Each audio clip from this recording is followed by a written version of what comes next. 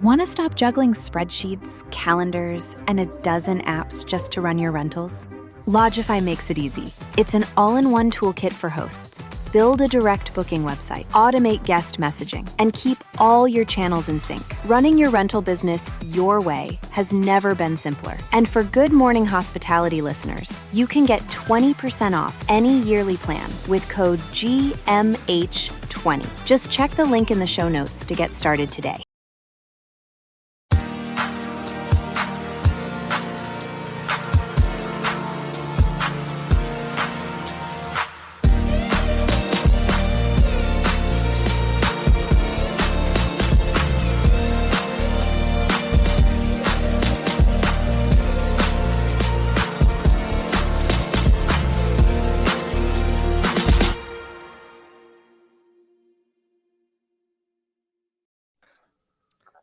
Good morning.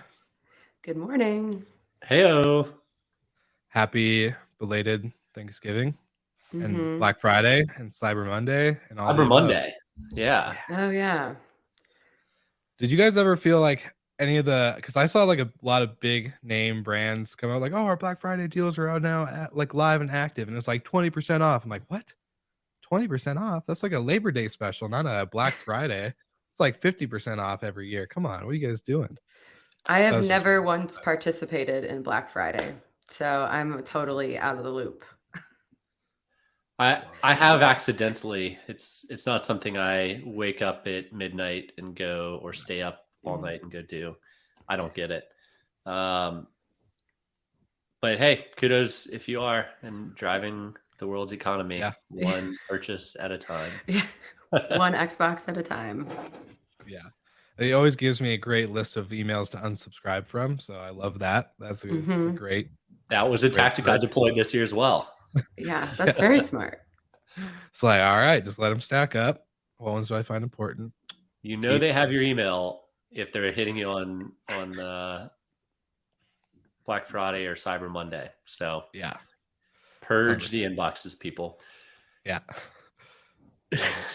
Well, anyways, now that we're back, and I feel like it's probably a little bit of a rough morning for a Monday because we've been all relaxing and taking some time off and kind of getting to enjoy some time with our families and friends and all that good stuff. So for any of the listeners or viewers out there, please forgive us if we may be a little slow. Maybe the caffeine hasn't kicked in, but I'm on that boat. I've taken quite a few days off, so struggling to get back into the rhythm. But outside of Thanksgiving holidays, you guys are doing good. Excited to be back. Any other plans for Christmas? Are we gonna see Brandy with a new background again, or what? I'm in Saratoga. I have a very, very early flight back to Miami tomorrow, 5 a.m. Pretty brutal. So I'll have a different background next week too. You'll be able to hit the office right on time. Yeah, exactly. My home office. Don't skip the beat. Yeah, man, it was a good little break, but the deeper I get into this business, the more I try and get done on Sunday afternoons. So my Mondays are a little bit easier and more team focused versus the stuff that I have to get done. I love a good Sunday work sesh. So I like that. I like that method. Not a ton of news came out though this last week. Kind of expected due to the holidays. I wouldn't expect a lot of people would really care. But there's quite a few good stories we got to talk about. Did you guys have one in particular? I know we have one main topic, but anything that kind of stood out to you guys individually, just kind of scrolling through like shorttermrentals.com or FocusWire, anything like that? Well, I have one that's it's not really news related, but I've been hearing our industry brought up in podcasts and kind of the media in general. And it's been really interesting. I've heard it on a couple comedy podcasts where people are complaining about Airbnb fees or being asked to do like chores before leaving. And I know that's been a big topic, or people have been complaining about having to pay a cleaning fee at all. And so I just find it interesting more and more, especially in the last couple of months, we've seen our industry, or at least Airbnb, become like a hot topic, especially around cleaning fees and things like that. So it's interesting to see kind of like our niche market kind of out in the zeitgeist now. If you don't want to pay a cleaning fee, then clean up after yourself. Yeah. So don't complain about it, right? Yeah, Like yeah, pick I know. one. You can't I know. pick both. I think the interesting stuff for me through the holidays was some of the accommodation stories coming out of the World Cup, where one, there's a severe lack of accommodations in a host country that was maybe a flyer, if you will, to host a game like the World Cup. But a lot of people are flying back and forth from Dubai, so they don't have to stay in Qatar or wherever, I guess, the host games are being played. And they've built little villages all around the stadiums that in many cases they were going for, I think I saw $250 a night, and they showed up and it was kind of Fire Festival style where there wasn't even running water. So yeah, accommodations at major global sporting events strikes again. This is typically why they're hosted in major cities with heavy travel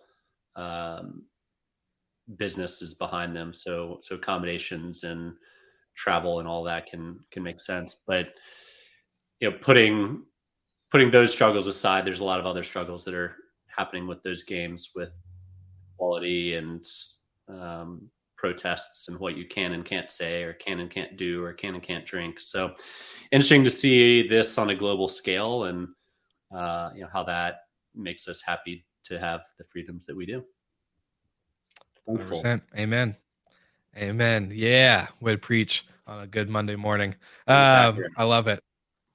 Bring it back around. Well, no, that's really cool. I agree with both. And I was telling Brandy before we jumped onto the live that was actually kind of our main topic last week with Jamie from AirDNA, cleaning fees, chore lists, all the above. Always a fun topic. Can't go wrong with that. As a lot of people have opinions on it, whether to or to not. So always great to see it in the mainstream media. But today's article of choice, shout out to Paul Stevens from shorttermrentals.com, but covering that, Airbnb co-founder joins the Rouse funding, which I think this is their second round. They did a pre-seed or a seed round prior to this 3 million raise. And so Rouse, basically what they're doing is building these cabins, finding a piece of land to lease and put those cabins on, and the landowner can then decide if they want to participate in, of course, the cleaning of it. Okay, and to they can either do the cleaning of it or they can hire it out through the main company itself. So interesting move. Would love to hear you guys' thoughts and opinions, because there's a lot that we can discuss and go into, but I have a few points myself. I'll let Michael, since you're ready to speak, let's just let you take the floor. I think Nate, Joe, Brian can be the juggernauts of startup investments over the next decade. They have the data. They know where travelers are going. They got to be careful with non-competitive investments, and this one, some people might view as competitive if they're in certain markets, but because these are so remote cabins, there's probably not a whole lot of people up in arms that they're playing in the backyard, like, maybe Apartments by Marriott with Sextons, some kind of rivalry right there down the street. With the amount of data that these founders have, not to mention the tens of billions of dollars that they're worth, even individually, I think it's a good litmus test for where the industry is going, and for them to put their money behind a concept like this is awesome. We had on this show a guest a number of months ago, probably 6 months ago, Hector from Unplugged, who has a similar concept, but takes it one step further and actually removes cell phones from people when they get to property, a digital detox. I'm desperately in need of a digital detox. Yeah. I feel like I'm sucked into my phone more and more as my business grows and scales. Good to see you, Steve Schwab, by the way. But it's interesting again, like the direction that travelers are focusing on, more remote, more property as the destination, versus choosing a beach town and kind of just doing the usual same thing every week, every year. But yeah, I think all in all, seeing an Airbnb founder starting to invest in the space is a good sign for all early stage companies in the space, especially if you can land an investment from them. Mm-hmm. I really like that. And sorry, Brandy. I was just gonna say I like in the last year they've created 20 cabins and they've had about 2,000 guests, so 100 guests per cabin. It's not bad to say or do for your first year. I think especially that I think they're mostly in Germany, or some other part of Europe. Totally forgot and misread the article, but Germany. So this isn't a market that we're seeing a lot of activity in. I think from like news perspective wise, I know there's inventory out there. I know there's travelers. I know all that stuff is existing, even though we don't see it. But I think that's given them quite the. I like seeing a startup taking that slow approach. Like, okay, 2,000 guests. Let's get some inventory. Let's get some heads and beds. Let's figure out what works, what doesn't work. And now they're going to create probably some more great concepts with this funding, which I'm excited to see about because I'm a big believer in like the recreation destination stay. So yeah, really exciting. But I'll let Brandy add her thoughts now. Yeah, no, I think it's really interesting now that we're seeing kind of people look at these vacations of where can we go to disconnect. Like to Michael's point, we're so attached to our phones. I just kind of had my own little digital detox in the mountains for 5 or 6 days, and it feels so great to just not look at my phone. And so I think, obviously people can use their cell phones at these cabins. It's not like those others that Michael mentioned, but I think you're seeing people more be like, where can we go to get away, where we can be like have quality time with the people that we're spending on vacation. And we're seeing this in Germany, but we're obviously seeing that in the United States as well. So I think that's nice. Obviously as an urban operator, I still want people to come to the city, but I can totally understand the desire to want to have this, kind of escape from your daily life. Yeah. And we were, so like Brandy, you were at Michael, you were too. I forgot. We were all in Miami together at the Book Direct show. So getting to see a lot of people talk about like destination creation and really like embarking on like the experience side rather than just the like scale. Everyone talks about, getting 300, 1,000, 5,000 doors or whatever the goal marker is. And it's really, I don't know. I think when you can focus on profitability early on with limited inventory, that is really rememberable. It is really something like these families or these couples or these solo travelers are going to be able to go back and be like, hey, every year, right before the holidays, guess what? Me and the 10 closest people to me are going to go to these cabins. I saw that, Rouse did like a retreat, basically. It's one property with multiple cabins. I love that concept. I would do it personally. So I love that that's the focus. And obviously, it's going to be really interesting to see what they do with the capital in the sense of, are they going to focus on scale now? Or are they going to just try to push to the unit count and kind of drop down in quality? Or are they going to use it wisely and continue to focus on experience first? That's kind of my big. Joe, who has stepped off of the Airbnb board, is going down his own entrepreneurial route post Airbnb with, I think it's called Samara, but basically it's these cabins that they're putting out there. So Joe's investment is more towards a management company where they're going and leasing land from people who have 30,000 acres in the middle of nowhere, and dropping remote cabins out there for people to go and enjoy. So it's sort of lease arb model, but just out in the countryside. And in terms of, I think one of the biggest challenges is getting people's attention to go out to these places.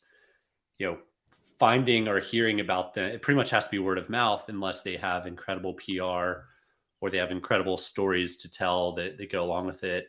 And they're counting on, people posting and reposting and all of that, just to grow the audience and the brand awareness.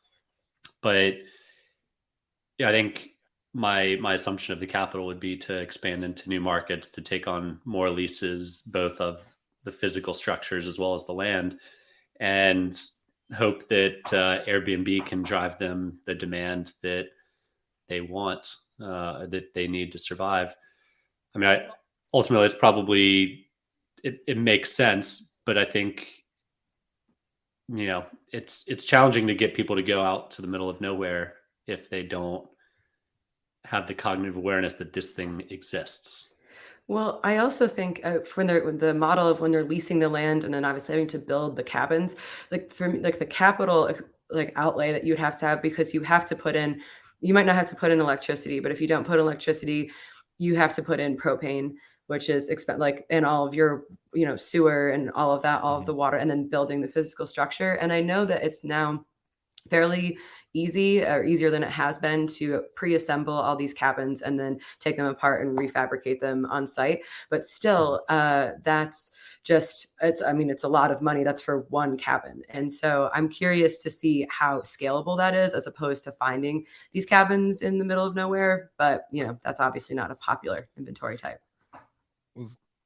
I was gonna say the logistics when it comes to operations for a normal property, whether it's urban or just a single family home, is so different compared to these cabins or even a glamping site. Because we took, like, for recreation rentals, we attempted and still want to attempt, but it just wasn't, like, the numbers didn't add up and the logistics didn't add up. But we tried to do a glamping site on 5 or 10 acres. We're gonna do about 5 to 7 cabins, or like glamping tents. And even those in itself was going to be like, you need to have someone full time operating that. You can't just kind of do an automated messaging system and keypad lock and noise monitoring and occupant. Like, you can't do all the stuff that we're so used to talking about and preaching on, whether on this show or in operations or at Verma. Like, it's just not the same, and it's really hard to manage, to be honest.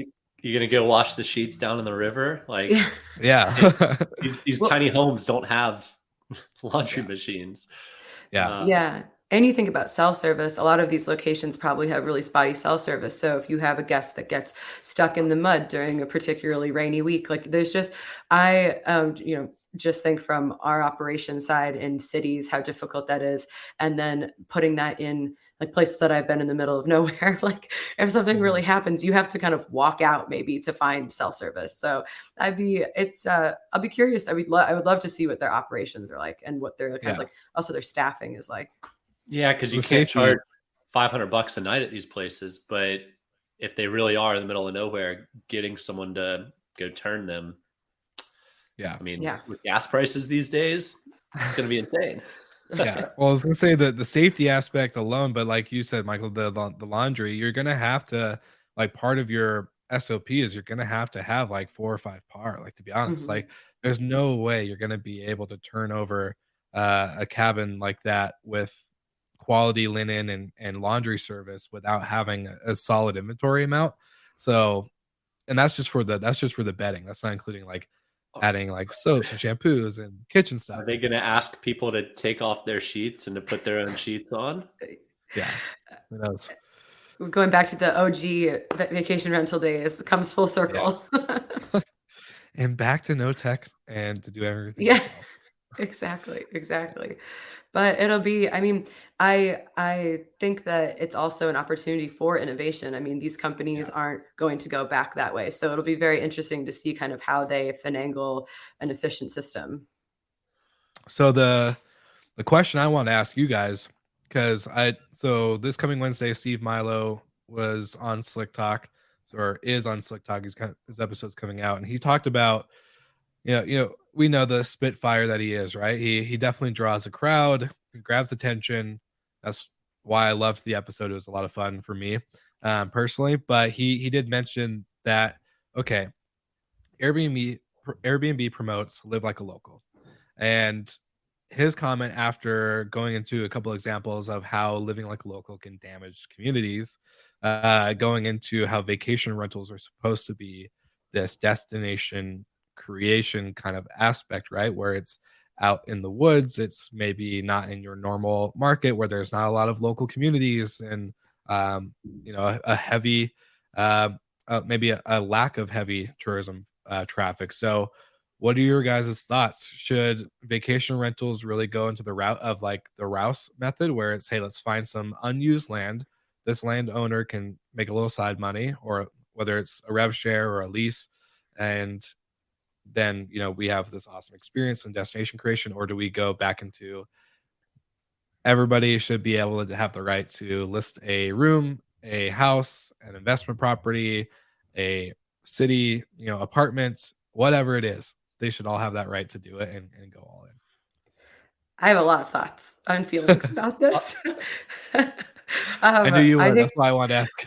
I think that and I don't think there's one clear answer to this. I think that live like a local, if you're traveling, let's say to Munich and you're with one or two people and you want to be in the heart of the city and kind of experience what it's like to do that, that's a different type of travel than when you're showing up with like 12 people for a bachelor party or a family vacation.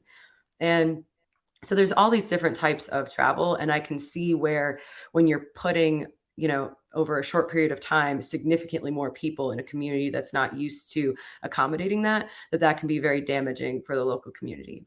And the other side of that is there are some communities that are very small that are only in existence because there are tourists that are coming, because you are having these huge groups of people come in the summer or the winter, whatever it is. And if you take that away, then that community doesn't have necessarily a source of income. So I think that portion is more like a regulation question, and setting maybe limits, or having some sort of sensible policy that doesn't totally stifle those smaller communities that can't handle the demand. So we talked about this pre-show a little bit, but the industry in urban markets is certainly moving a lot more towards hotel style. And in vacation rental markets, it's moving a lot more towards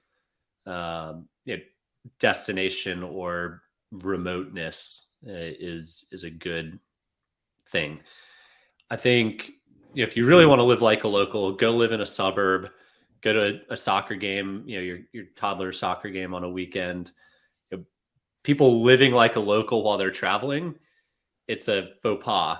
When I travel, I'm not doing the same activities I do when I am living a normal life in my own town.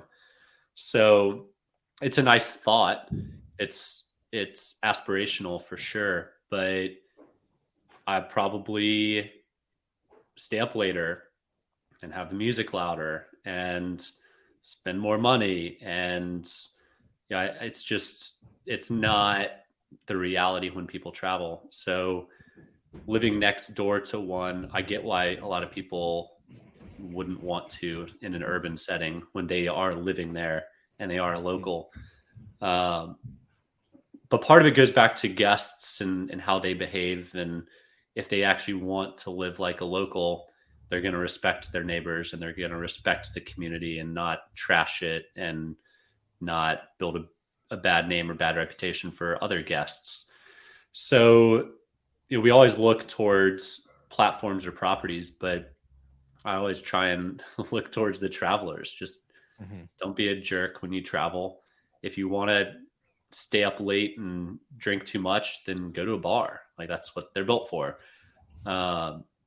So, if that's how you behave at your own house, like I'm glad I don't live next door to you, but it happens from time to time for celebrations and whatnot, but it really comes down more towards the guests than property manager can do everything right. They can have screens in place, they can have noise aware, they can have even people on site. People used to throw hotel parties all the time. People are on site. It still happens when people are traveling. So there's a time and place for anything, and hopefully we can raise the next generation to understand and respect boundaries. Yeah, do we think that travelers have gotten more rowdy and less respectful, or are we just hearing about it more? Because I honestly don't really know the answer to that, but it's like there's no accountability for you as a traveler except your own like personal, you know, levels of respect for other people, because the guest rating, for example, on Airbnb, I mean, that doesn't really do anything. So Yeah. it's curious that it does get, I think, a little frustrating as an operator when you're like everything is all the responsibility is on us to make sure that everything is done correctly. And then we have no control over what other people are doing, and if you do have on-site security, like we have big buildings in Miami and New Orleans, we have overnight security, but it might be one person. So, are they responsible for hundreds of people's behavior in that building? So, and those are all in theory adults. So, Yeah. it's My yeah, I struggle with I don't think there in my opinion there's no really right answer, right? It's you have to be as an operator, you have to set the right scene, right? I think you have to like I hate this phrase and term, but like knowing your avatar, right? Like, okay, who are you trying to attract and like do your best to create that scene and scenario, right? But we're not in a perfect world and never are going to be. So you're gonna have people that are gonna not be your quote unquote avatar or your typical guest that you would love to have, but they're gonna look at your property on Airbnb, Verbo, whatever, and they're gonna see it and be like, damn, that looks like a fun time.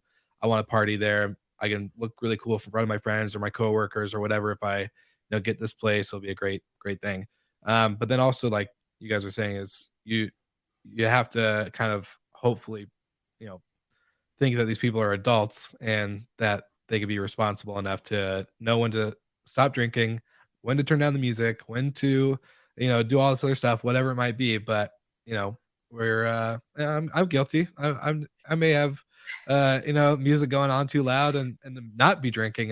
I'm deaf. So for me, some of that stuff is different, but it's just kind of, I don't know. There's I think it's both. I think it's both. Set the scene right for the right people that you want, but then the guest should be more responsible and Yeah, understanding it's that. not something you can regulate out of existence. If you ban short-term rentals like New York City did, then people still Hotels are figure out a just way to gonna, do it. yeah, Uh, if you put all the right checks in place, bad guests can still happen, or people that are good guests typically can be out of character and behave poorly. It happens. Um, I think the onus is on a lot of people, but I think this is also why, to an earlier point, short-term rentals, especially in urban markets, are moving more towards hotel style inventory versus single home. The biggest challenge is not in markets like Myrtle Beach or Hilton Head that are almost exclusively travel and short-term rentals, but it's in places like Palm Springs that have a very blended community between residents, mhm, retirees, and travelers. yeah, That's where it gets really, really challenging to properly regulate. If Hilton Head banned short-term rentals, the whole town dies and the houses go foreclosed. In cities, they can totally ban it, and there's hotels, maybe a few more hotels get built, and that's that. But these blended communities, housing prices will drop tremendously if short-term rentals are banned. I think La Quinta out in the Palm Desert funded their entire Parks and Rec um, annually by the TOT from short-term rentals. So these communities are getting benefit out of it, but does it outweigh the complaints and the concerns? I think they also did. I'm quoting from memory, so this is not perfect, but the majority of complaints come from 5 or 10 neighbors. mhm. And so they're very loud. They call in every week, every time someone checks in. Is it really a community wide problem, or is it one neighbor just really hates the activity next door? Or maybe that neighbor has had bad experiences. Uh, so is it like a three strikes you're out? And then, it's just a really complex topic, especially in very blended communities. I was gonna ask you, Yeah. Brandy, I was gonna ask you, do you think operators need to get more strict? I feel like a lot of operators just like a party happens or something bad happens where a guest kind of trashes a place, and not like maybe not intentionally. They're just, let's just say they're sloppy humans. They don't clean. They're dirty. They're just, hygiene is out the window when it comes to living. Do you think operators are just need to be more strict, or do they have lack of control to even be more strict on like charging like extra cleaning fees or whatever that might entail? Yeah, I think it's incredibly difficult. So for us, for example, like we can have photographic evidence with like timestamps of someone just like totally destroying the place. The odds that we are going to recoup that money from a guest, and it's not like, someone broke a, bed and we're trying to get the money. It's like you just were a mess. It's very, very, very difficult. I would say we almost never win those cases, or even we don't really try anymore unless it's something truly egregious.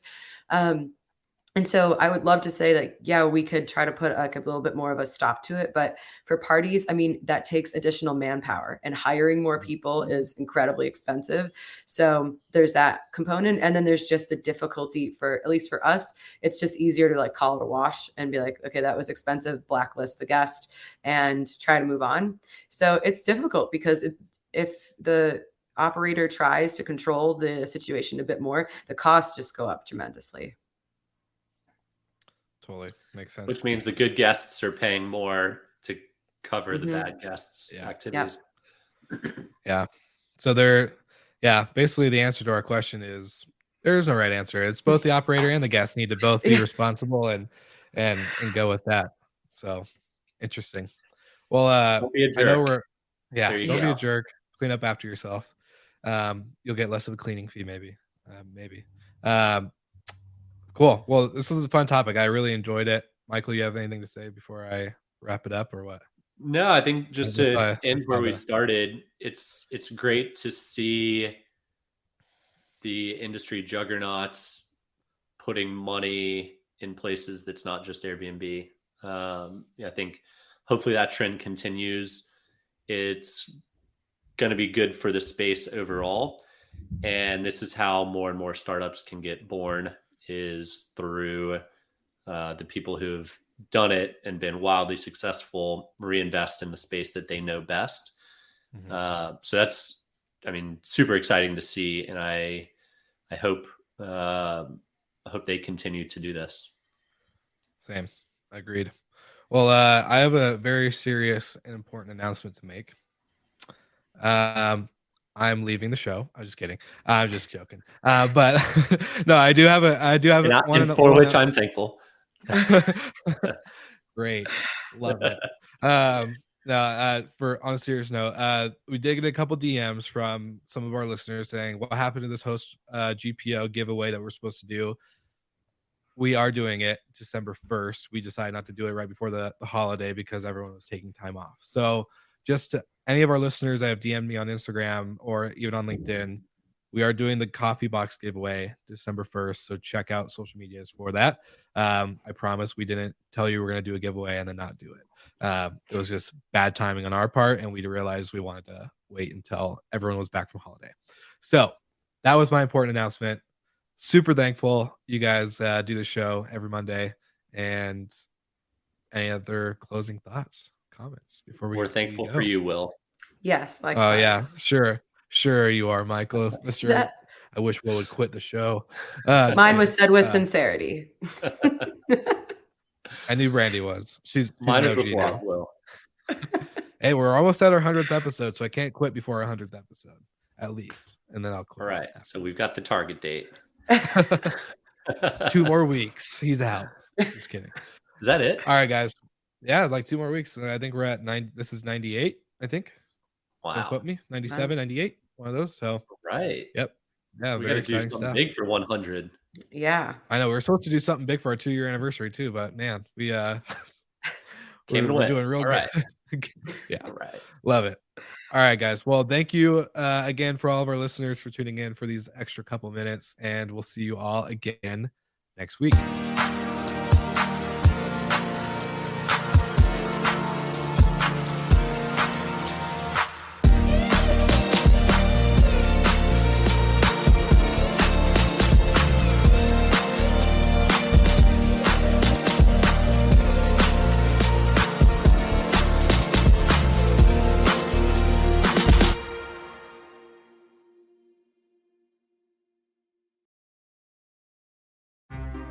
Want to stop juggling spreadsheets, calendars, and a dozen apps just to run your rentals? Logify makes it easy. It's an all-in-one toolkit for hosts. Build a direct booking website, automate guest messaging, and keep all your channels in sync. Running your rental business your way has never been simpler. And for Good Morning Hospitality listeners, you can get 20% off any yearly plan with code GMH20. Just check the link in the show notes to get started today.